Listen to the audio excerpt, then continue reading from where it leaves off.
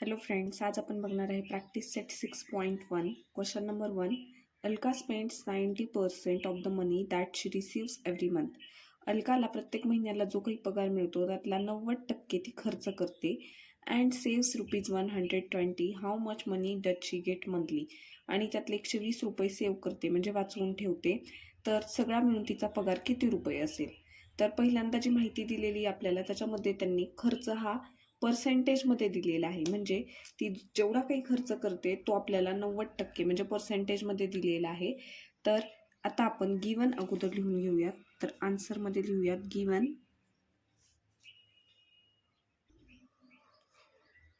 Alka spends 90% of the मनी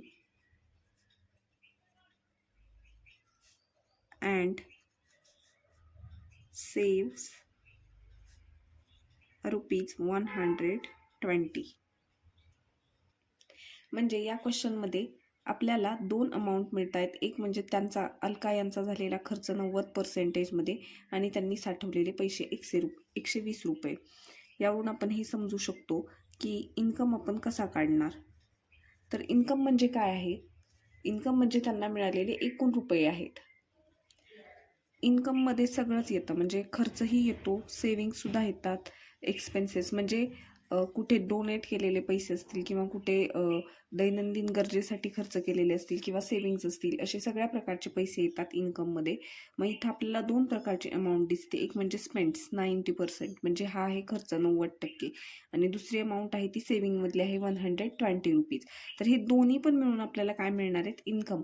म्हणून इन्कमचा formula काय बनतो? Income is equal to spend किंवा एक्सपेन्सेस. स्पेंड म्हणजे पण खर्च आणि एक्सपेन्सेस म्हणजे पण खर्च प्लस सेव्ह. म्हणजे हे दोन्ही रुपये मिळून काय बनणार आहे? अलका यांचा इन्कम बनणार आहे. तर आता आपण इन्कमला एक्स मानणार आणि ह्या क्वेश्चनचा आन्सर शोधणार. इन्कमला आता आपण इथे एक्स मानूयात. Let us assume income is rupees X. इन्कमला आपण एक्स रुपये मानलेला आहे आणि इन्कमचा फॉर्म्युला तयार होईल. मग income is equal to spend plus save. म्हणजे जे काही रुपये स्पेंड केले होते म्हणजे खर्च केले होते आणि जे काही रुपये सेव्ह केलेले आहेत म्हणजे वाचवलेले, म्हणजे थोडक्यात सगळेच मिळून रुपये जे होणार आहेत त्याला आपण इन्कम म्हणणार आहे. तर इन्कमसाठी आपण काय यूज केलेला आहे? एक्स. म्हणून इथे आपण एक्स लिहू शकतो. प्लस स्पेंड किती आहेत? 90 आहेत, 90% आहेत, हे आपण तूर्त 90% लिहूयात. प्लस सेविंग किती रुपयांचे आहे? 120 रुपयांचे आहे. तर आता हे पर्सेंटेजमध्ये आहेत, पण हे पर्सेंटेज कशावरती निघतात? इन्कमवरती निघतात. म्हणजे जे काही पैसे स्पेंड आहे म्हणजे जे काही खर्च केलेले रुपये आहेत ते किती पैकी असणार आहेत? इन्कम पैकी असणार आहेत, म्हणजे एक्स रुपीज पैकी असणार आहेत. म्हणून आपण इथे काय करू शकतो? 90 मल्टिप्लाय बाय एक्स, आणि हे 90%मध्ये आहेत म्हणून 100ने डिवाइड करू शकतो. पर्सेंटचा अर्थच 100 होतो म्हणून इथे 100 येतात. एक्स काय येतात? कारण हे 90% जे आहेत ते कोणाच्या प्रमाणामध्ये येणार आहेत? इन्कमच्या, आणि इन्कम आहे एक्स म्हणून इथे 90 मल्टिप्लाय बाय एक्स येतात. इथे प्लस 120. इकडचे x as it is, plus या झिरोसोबत हा झिरो कट होतो, मग राहतात एक्स इज इक्वल टू 9/10, म्हणजेच हे 9x होतात प्लस 120. आता आपण यांची ॲडिशन केलीत तर आपल्याला अगोदर डिनॉमिनेटर सेम करून घ्यावा लागेल. मग इकडे काहीच नाही आहे म्हणजे इथे 120च्या खाली काही नाही आहे डिनॉमिनेटरला, म्हणजे 1 आहे. तर आता आपण ह्या 10ने इकडे वरती न्यूमरेटर आणि डिनॉमिनेटर दोघांनाही मल्टिप्लाय करणार. तर 9x/10 ॲज इट इज राहतील इज इक्वल टू, मल्टिप्लाय केलं तर वरती होतील, इथे प्लस आहे, 10ने मल्टिप्लाय केलं तर 1200 होतील आणि खाली डिवायडेड बाय 10 येतील. तर आता आपल्याकडे x is equal to 9x plus 1200 divided by 10 अशी व्हॅल्यू मिळते आपल्याला. हे 10 इथे डिव्हिजनमध्ये, तिकडे गेले तर मल्टिप्लिकेशनमध्ये जातील, तर इथे 10x होतात आणि इकडे राहतात 9x प्लस 1200. हे 9x इथे प्लस आहे, तिकडे गेले तर मायनस होतील, म्हणून 10x minus 9x is equal to 1200.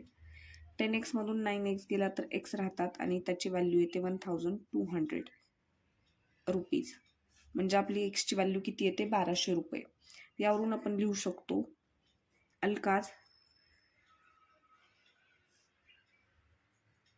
Alka monthly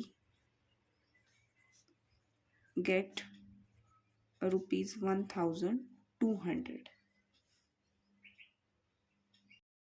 Question number 2. Sumi borrowed a capital of ₹50,000 to start his food product business. Sumi यांनी म्हणजे सुरुवातीची रक्कम जी आहे बिझनेस चालू करण्यासाठी ती ₹50,000 एवढी घेतलेली आहे. In the first year he suffered a loss of 20%. पहिल्या वर्षी त्यांना 20% लॉस झालेला आहे. He invested the remaining capital in a new sweet business and made a profit of 5%. Loss झाल्यानंतर त्यांनी राहिलेल्या रकमेमधून दुसरा बिझनेस चालू केला स्वीट्सचा आणि त्याच्यामध्ये त्यांना 5% एवढं प्रॉफिट झालं. तर how much was his profit or loss computed on his original capital. Original capital म्हणजे ओरिजिनल व्हॅल्यूसोबत त्यांनी सुरुवातीला जेवढे पैसे इन्व्हेस्ट केले होते त्याच्यासोबत कम्पेअर केलं तर आत्ता त्यांच्याकडे जेवढे पैसे आहेत त्यावरून त्यांना प्रॉफिट झाला आहे की लॉस झाला आहे हे आपल्याला शोधून काढायचं आहे. तर याच्यामध्ये जशा स्टेप्स दिलेल्या आहेत तसेच कॅल्क्युलेशन करणार आपण स्टेप वाईज. तर सर्वात पहिल्यांदा त्यांनी दिलेली आहे कॅपिटल व्हॅल्यू आहे ती 50,000 आणि याच्यावरती लॉस झालेला आहे त्यांचा पहिल्या बिझनेसमध्ये 20%. तर आपण आन्सरमध्ये गिवन लिहू शकतो सुमी बोरोड कॅपिटल ₹50,000. या 50,000वरती सुमी यांना पहिल्या वर्षी 20% लॉस झालेला आहे. And he suffered a loss of 20%. तर हा जो 20%चा लॉस आहे तो आपण 50,000वरती काढणार आहे. म्हणून देअरफोर मग काय होईल आपल्याला म्हणजे आपल्याला हे काढायचं आहे की 50,000वरती 20% लॉस होतोय म्हणजे किती रुपयांचा लॉस आहे हे आता आपण रुपयांमध्ये काढणार. म्हणून 50,000 50,000 मल्टिप्लाय बाय 20/100. पर्सेंटेज दिलेले आहेत 20 म्हणून इथे 20/100 येणार आणि 50,000वरती लॉस झालेला आहे म्हणून इथे 50,000 येतात. या झिरोसोबत हा झिरो कट होतो, या झिरोसोबत हा झिरो कट होतो. खाली व्हॅल्यू राहतात 5,000 मल्टिप्लाय बाय 2 म्हणजेच ₹5 आणि 1230 म्हणजे ₹10,000 एवढा लॉस झालेला आहे. सो सुमी सफर्ड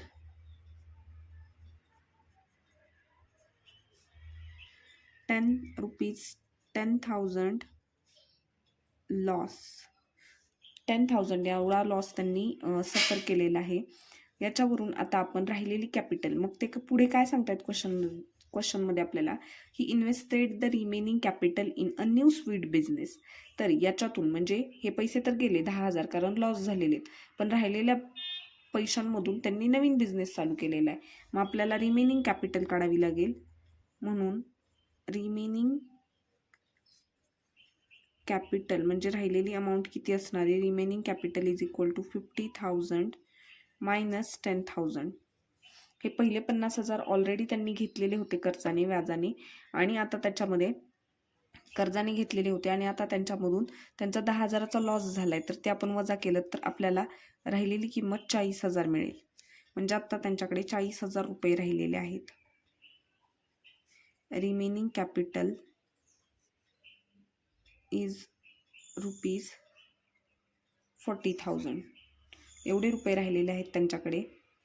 तर त्याच्यावरती त्यांना पुढे या 40,000वरती 5% प्रॉफिट झालेला आहे. तर आपण ते प्रॉफिट काढूयात आता. Sumi got 5% profit on ₹40,000. या 40,000वरती 5% प्रॉफिट झाले. देअरफोर 40,000वरती प्रॉफिट झालेले म्हणून 40,000 मल्टिप्लाय बाय 5/100. 5% आहेत म्हणून डिवाइड आपण 100ने करतो. 2 झिरो खालचे आणि 2 झिरो इथले कट होतील. खाली अमाऊंट राहते 400 डिवायडेड 400 मल्टिप्लाय बाय 5. 4 5 20 आणि हे 2 झिरोज म्हणजे सुमीला 5% प्रॉफिट म्हणजे साधारणतः 2,000 रुपयांचा प्रॉफिट झालेला आहे. सुमी गॉट प्रॉफिट ₹2000 2000 रुपयांचा प्रॉफिट झालेला आहे त्यांना. तर त्यांना एकूण प्रॉफिट झाला की लॉस झाला आणि तो किती रुपयांचा झालेला आहे हे आपल्याला शोधायचं आहे. तर अशी म्हणून आता त्यांच्याकडे म्हणजे सुरुवातीची राहिलेली कॅपिटल जी आहे ती 40,000 आणि आत्ता त्यांना प्रॉफिट झालेला 2,000 अशी मिळून त्यांच्याकडे टोटल कॅपिटल 42,000 होईल. म्हणून therefore total capital is equal to ₹42,000 म्हणजे 42,000 एवढे राहतील त्यांच्याकडे. कारण पहिल्यामध्ये जेव्हा त्यांना लॉस झाला तेव्हा तिथे 10,000 कट झाले, त्यामुळे 40,000 राहिले. पण या 40,000 वरती त्यांना 2,000 एवढं प्रॉफिट झालेलं आहे. त्यामुळे हे 40,000 आणि हे 2,000 मिळून त्यांच्याकडे आत्ता 42,000 एवढे रुपये आहेत. पण त्यांची जी ओरिजिनल कॅपिटल होती ती ओरिजिनल कॅपिटल होती 50,000ची. मग त्यांच्याकडे ओरिजिनल कॅपिटल 50 आणि आत्ता जेवढे आहेत ती 42,000 आहे. त्यामुळे त्यांना लॉस झालेला आहे, कारण त्यांच्या ओरिजिनल कॅपिटलपेक्षा 42,000 ही खूप कमी आहे. तर ती कितीने कमी आहे हे आपण काढणार. तर अगोदर आपण हे लिहूयात, Sumi suffered a loss. Sumi suffered a loss of rupees. यांना लॉस झालेला आहे हे आपल्याला समजतं, कारण 50,000 पेक्षा 42,000 हे कमी आहेत आणि आत्ता त्यांच्याकडे एवढे रुपये आहेत आणि ओरिजिनल त्यांनी इन्व्हेस्ट केले होते ते 50,000 होते. तर आता आपण हे काढणार आहे, Sumi suffered a loss of rupees 50,000 minus 42,000 is equal to 8,000. म्हणजे सुमी यांना 8,000 रुपये एवढं नुकसान भोगावं लागलेलं आहे. Sumi suffered a loss of ₹8,000. Question number 3. Nikhil spent 5% of his monthly income on his children's education. Nikhil त्याच्या महिन्याच्या पगारामधून 5% मुलांच्या शिक्षणासाठी खर्च करतो. इन्व्हेस्टेड 40% ऑन शेअर्स, 14% शेअर्समध्ये अडकवतो.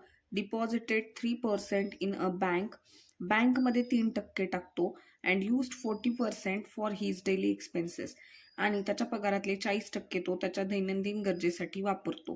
He was left with a balance of ₹19,000 आणि तरीही त्याच्याकडे 19,000 रुपये एवढे शिल्लक राहतात. What was his income that month. तर त्याचा त्या महिन्यातला पगार किती असेल.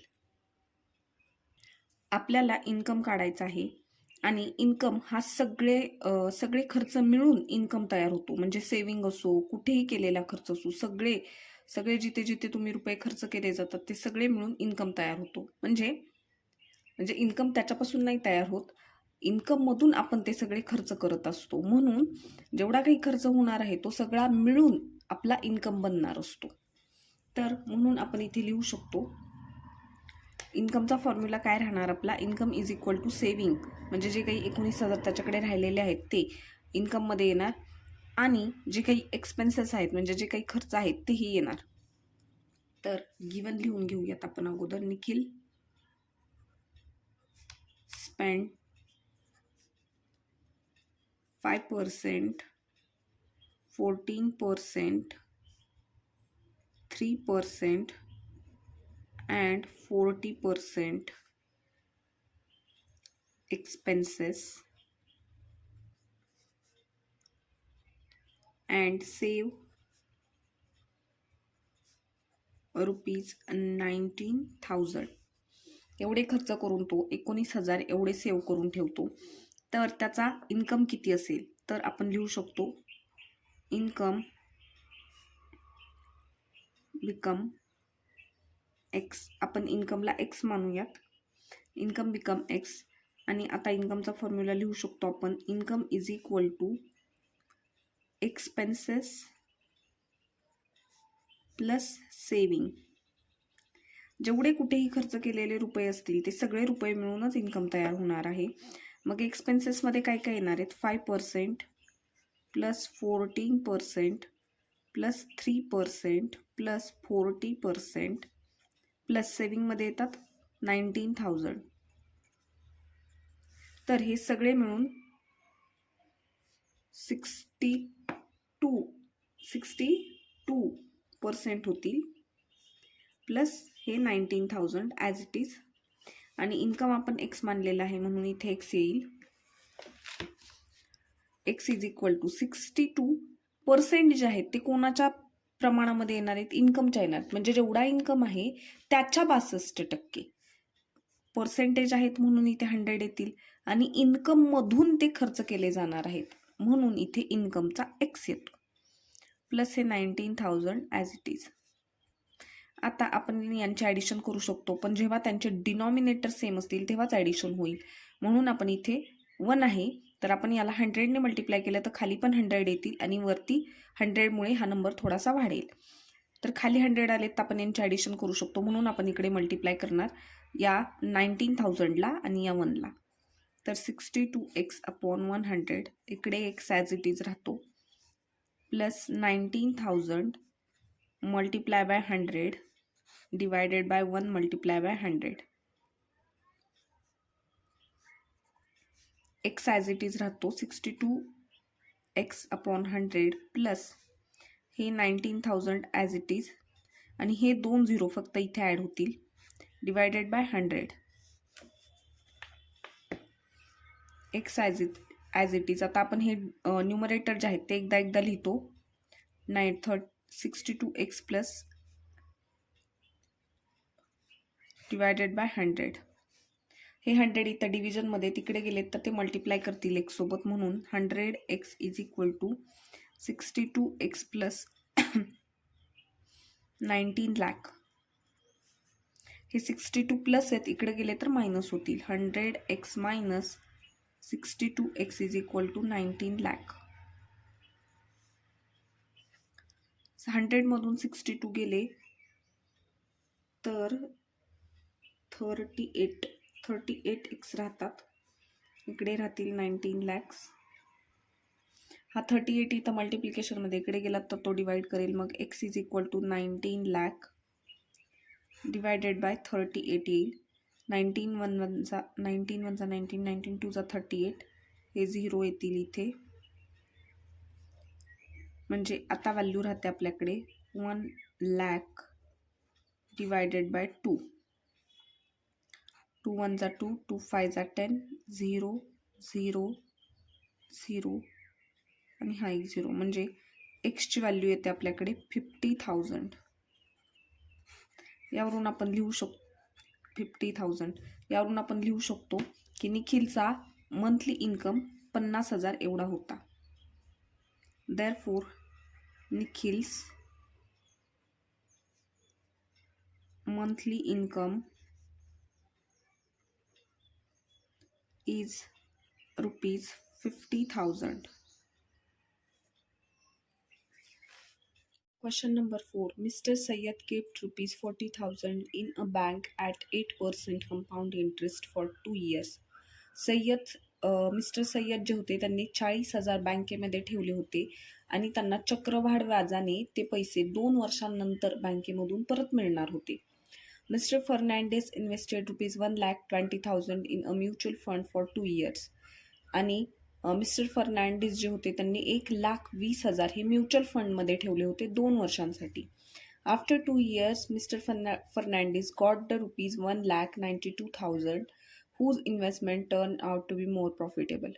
2 वर्षांनंतर मिस्टर फर्नांडिस यांना 1,92,000 एवढं प्रॉफिट झालेलं आहे. आणि तर क्वेश्चन असा आहे की सय्यद आणि मिस्टर फर्नांडिस या दोघांपैकी कोणाचा इन्व्हेस्टमेंट हे प्रॉफिटेबल होतं. तर याच्यासाठी आपल्याला दोघांचं इन्व्हेस्टमेंट हे पर्सेंटेजमध्ये काढावं लागेल, कारण रकमेमध्ये काढलं तर प्रत्येकाच्या म्हणजे जरी आपण यांच्यावरती काही प्रॉफिट मिळाले, यांचं समजा सय्यद सरांचं 2,000 मिळालं, फर्नांडिस सरांचं 1,000 मिळालं किंवा कितीही मिळालं तरी ते कितीवरती असणार आहे, यांचं 40,000वरती आणि यांचं 1,20,000वरती. तर ते कंपॅरिझन होणार नाही, त्याच्यासाठी कॅपिटल पण सारखी लागते. म्हणजे दोघांनी पण जर का सारखीच व्हॅल्यू इन्व्हेस्ट केली असते, म्हणजे ह्यांनी पण 40,000 आणि मिस्टर फर्नांडिसनी पण 40,000, तर आपण ते कम्पेअर करू शकलो असतो. पण आता इथे कॅपिटल वेगळी आहे, त्यामुळे आपल्याला आन्सर जे आहे ते पर्सेंटेजमध्ये काढावं लागेल, की जेणेकरून आपल्याला कोणाचं प्रॉफिट झालेलं आहे हे करेक्ट समजेल. तर इथे मिस्टर सय्यद यांचं प्रॉफिट म्हणजे आपल्याला इथे त्यांना किती त्यांची अमाऊंट किती होते हेही समजत नाही आणि त्यांचं प्रॉफिट किती झालेलं हेही समजत नाही. तर आपण याच्यावरून टोटल अमाऊंट आधी काढणार आणि मग प्रॉफिट काढू शकतो आपण. तर आपण गिवन मध्ये लिहूयात, given mister Sayyed kept rupees 40,000, म्हणजे 40,000 ठेवलेले आहेत, म्हणजे प्रिन्सिपल व्हॅल्यू जी आहे ती 40,000 होईल. त्याच्यानंतर इंटरेस्टचा जो रेट आहे तो 8 आहे, 8% आहे, म्हणून आर इज इक्वल टू 8% येतो. आणि टाईम आहे 2 इयर्सचा, पण टाईमला इथे n यूज केला जातो म्हणून आपण इथे 2 लिहिणार. आणि कंपाऊंड इंटरेस्टचा फॉर्म्युला यूज करणार आहे. देअरफॉर कंपाऊंड इंटरेस्टचा फॉर्म्युला आहे amount is equal to P into 1 plus R upon 100 raise to n. तर आपल्याकडे प्रिन्सिपल व्हॅल्यू आहे 40,000, 1 प्लस R आहे 8 डिवायडेड बाय 100 रेज टू 2. 40,000 ह्या 100ने इथे डिवाइड येथे इकडे गेले तर मल्टिप्लाय करतील, म्हणून 100 plus 8 divided by 100 raise to 2. 40,000 100 आणि 8 होतात 108 divided by 100 raise to 2. 40,000 multiply by, ह्यांच्यामध्ये साईन नाही म्हणजे मल्टिप्लिकेशन आहे ब्रॅकेट सोबत याचं, आणि ह्यांचा स्क्वेअर करायचा आहे आपल्याला 108 आणि 100चा, मग आपण ह्यांना दोनदा लिहू शकतो. खाली आहेत 1 2 3 4 4 झिरो आहेत, वरचे 4 झिरो आपण कट करूयात. 1 2 3 4 1 2 3 4. तर आपल्याकडे व्हॅल्यू राहते 4 इंटू 108 इंटू 108. तर या दोघांची 108 आणि 108ची मल्टिप्लिकेशन केली तर आन्सर येतं 11,664, आणि हे 4 मल्टिप्लिकेशनमध्ये ॲज इट इज. जर 11,664 ने 4ला मल्टिप्लाय केलं तर आन्सर येतं 46,656. तर अमाऊंट जी आहे ती ₹46,656 एवढी आलेली आहे आपल्याला. आता आपण याच्यावरून प्रॉफिट काढू शकतो किंवा कंपाऊंड इंटरेस्ट काढू शकतो. इंटरेस्ट कसा काढू शकतो आपण, टोटल अमाऊंट जी होती याच्यामधून आपण प्रिन्सिपल व्हॅल्यू वजा करू शकतो. तर अमाऊंट आलेली आहे आपली 46,656 मायनस प्रिन्सिपल व्हॅल्यू आहे 40,000 इज इक्वल टू, याचा आन्सर येईल आपलं 6,656 रुपीज. तर एवढा इंटरेस्ट आलेला आहे. परत एकदा एक्सप्लेन करून सांगते. मिस्टर सय्यद यांनी 40,000 बँकेमध्ये टाकले होते आणि त्याचा रेट जो होता 2 वर्षांसाठी बँकेमध्ये ठेवले होते, आणि कंपाऊंड इंटरेस्ट लागला होता त्याच्यावरती 8%, म्हणजे त्यांना व्याज मिळणार होतं. तर कंपाऊंड इंटरेस्ट म्हणजे काय असतो की तुम्हाला यावर्षी जो काही व्याज मिळणार आहे ते राहतं. म्हणजे समजा आता त्यांना याच्यावरती आत्ता किती व्याज मिळालेलं आहे, समजा त्यांना पहिल्या वर्षी याच्यावरती व्याज 3,000 मिळालं असेल, त्यांनी 2 वर्षांसाठी रक्कम ठेवलेली. पहिल्या वर्षी जर का त्यांना व्याज 2,000 मिळालं असेल तर दुसऱ्या दिवशी जेव्हा ते व्याज मिळतं तेव्हा पहिल्या वर्षी मिळालेल्या 2,000 व्याजावरती सुद्धा व्याज मिळतं, म्हणजे जुनं व्याज धरून त्यांना नवीन व्याज मिळतं. याला आपण कंपाऊंड इंटरेस्ट म्हणतो. तर ही कंपाऊंड इंटरेस्ट काढण्यासाठी आपल्याला काढायची होती या सय्यदांना किती प्रॉफिट झाला आहे ही रक्कम काढायची होती आपल्याला. तर रकमेमध्ये म्हणजे जर का रुपयांमध्ये पाहायला गेलं तर त्यांना 6,656 एवढा प्रॉफिट झालेला आहे, आणि आता आपल्याला हाच प्रॉफिट पर्सेंटेजमध्ये कन्वर्ट करायचा आहे. मग आपण लिहू शकतो मिस्टर सय्यद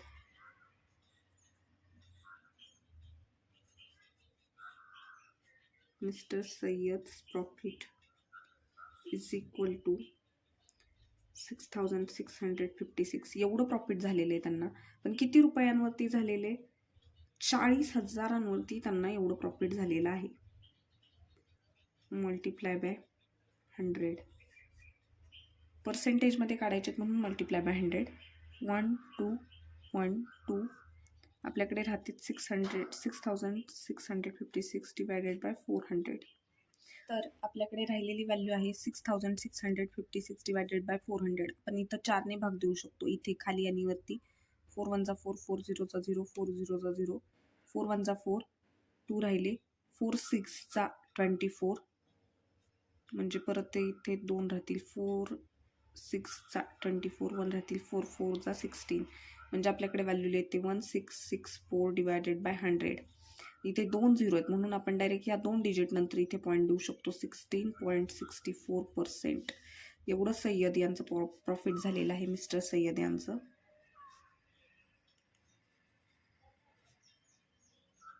आता आपण मिस्टर फर्नांडिस यांचं प्रॉफिट पर्सेंटेजमध्ये काढणार आहे. तर आपण गिवन लिहूयात इथे. मिस्टर फर्नांडिस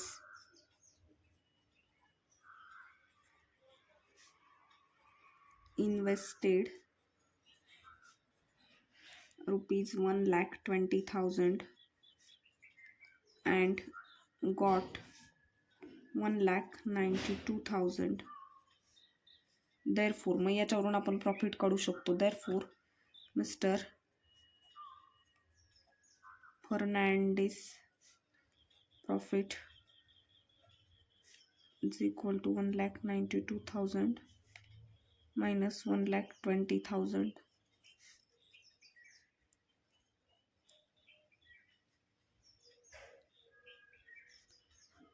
तर यांना मिस्टर फर्नांडिस यांना 72,000 एवढं प्रॉफिट झालेलं आहे.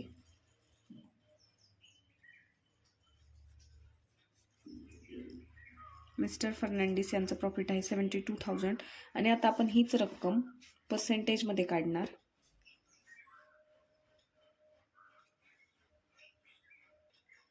हे 72,000 रुपीज जे होते ते किती वरती त्यांना मिळालेले आहेत, किती लाखांवरती मिळालेले आहेत, म्हणजे त्यांची सुरुवातीची जी रक्कम होती 1,20,000 याच्यावरती त्यांना 72,000 रुपये एवढं प्रॉफिट झालेलं आहे. म्हणून आपल्याला हे असं लिहावं लागतं 72,000 डिवायडेड बाय 1,20,000 मल्टिप्लाय बाय 100, कारण आपल्याला पर्सेंटमध्ये काढायचे. 1 2 3 4 वरचे 4 झिरो कट करणार आपण, 1 2 3 आणि इकडचा 4, तर राहतात आपल्याकडे 72/12 मल्टिप्लाय बाय 10. 12 1 जा 12, 12 6 जा 72, राहतात 6 multiply by 10 is equal to 60%. म्हणजे मिस्टर फर्नांडिस यांना 60% एवढा प्रॉफिट झालेला आहे. मग आपण पाहू शकतो मिस्टर सय्यद यांचा प्रॉफिट होता तो 16.64% होता आणि मिस्टर फर्नांडिस यांचा प्रॉफिट आहे तो 60% आहे. यावरून आपण लिहू शकतो की mister Fernandes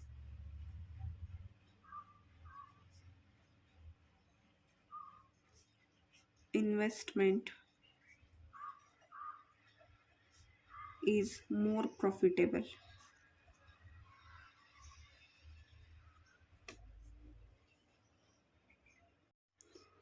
Question number 5. Samira spent 90% of her income and donated 3% for the socially useful causes. If she left with the 1,750 rupees at the end of the month, what was her actual income? Income काढायचा आहे. तिचा खर्च दिलेला आहे 90% होतोय. तो आहे म्हणजे रेग्युलर खर्चांमध्ये 90% येतात. 3% ती सामाजिक कार्यांसाठी देते आणि तरी तिच्याकडे 1,750 रुपये एवढी रक्कम शिल्लक राहते. तर तिचा इन्कम किती असेल? तर आपण गिवन लिहूयात. गिवन समीरा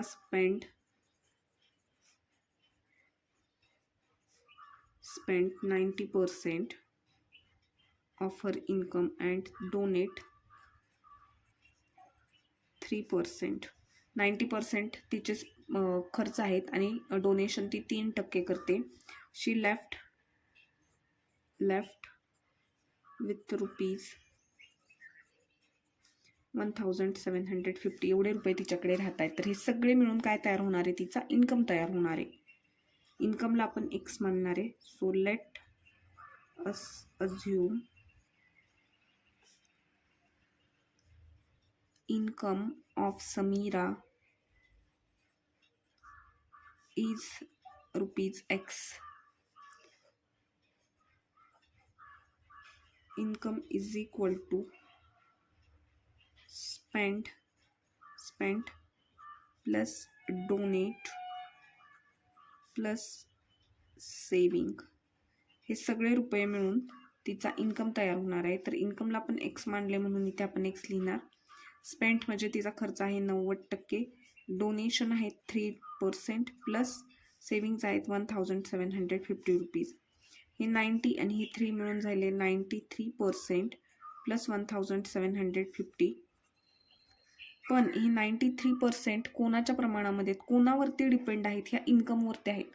म्हणजे ही इन्कम जो आहे त्याच्या पटीमध्ये, इन्कमच्या 93% असा त्याचा अर्थ आहे. 93% आहेत म्हणून डिवायडेड बाय 100 आणि इन्कमच्या 93% आहेत म्हणून इथे एक्स प्लस 1750. इथे होतील 93x अपॉन 100 प्लस 1750. याची जर आपल्याला ॲडिशन करायची असेल तर यांचे डिनॉमिनेटर सेम लागतात म्हणून आपण इकडे 100ने मल्टिप्लाय करणार.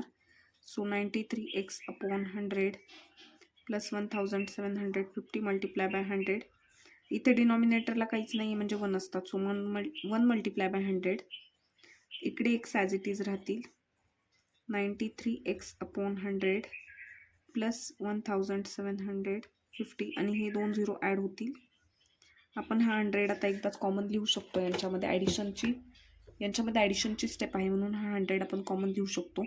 हा इथं डिवाइड आहे, इकडे गेलात तर हा मल्टिप्लाय करेल म्हणून 100x is equal to 93x plus 1,75,000. हे 93 प्लस आहे, तिकडे आले तर मायनस होतील. 100x minus 93x is equal to 1,75,000. 100 मधून 93 गेले तर 7x राहतात इज इक्वल टू, हे इथं मल्टिप्लिकेशनमध्ये तिकडे गेले तर डिवाइड करतील म्हणून x is equal to 1,75,000 divided by 7. 7 1 7, 7 2 14, 3 राहिले, 7 5 35, हा 0 हा 0 आणि हा 0 म्हणजे x इज इक्वल टू आपल्याकडे 25,000 एवढी व्हॅल्यू येते. म्हणजे समीराचा इन्कम जो आहे तो 25,000 रुपीज आहे. Therefore Samira's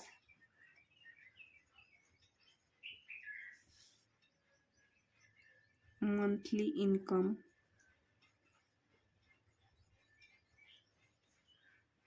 is rupees 25,000.